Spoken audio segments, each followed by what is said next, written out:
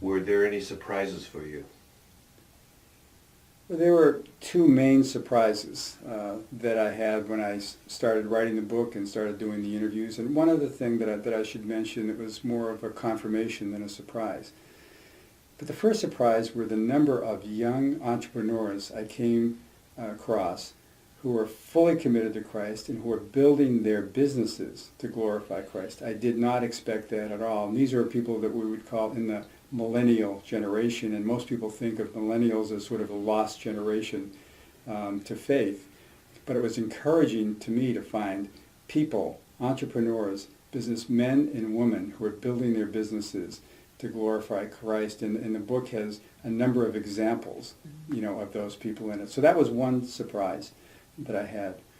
The second surprise I had, and this really came from people who lived outside of Silicon Valley and came into the Valley, and that is that, well, in general, Silicon Valley is thought of as a very a place that's unchurched.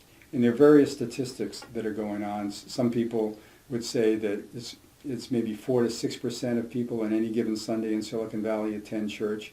I haven't been able to confirm that number, but what I have confirmed is a study by George Barna, which said that Silicon Valley, the Bay Area, has around 30% fewer people in church than the average in the rest of the country. So I don't know exactly what the number is, but certainly Silicon Valley is not known, as a Christian community.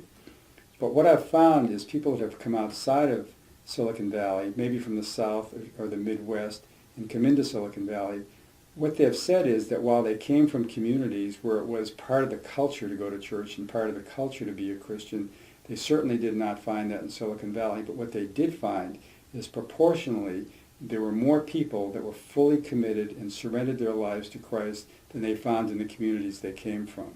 And maybe it makes sense when you think about it, because it's countercultural to be a follower of Christ in Silicon Valley. So if you are a Christian here, then there's no advantage in being one, but if you are one, you have to be fully committed, or you are fully committed to Him in faith. So those were the two surprises that I came across. And the other, I'd say, is more of a confirmation.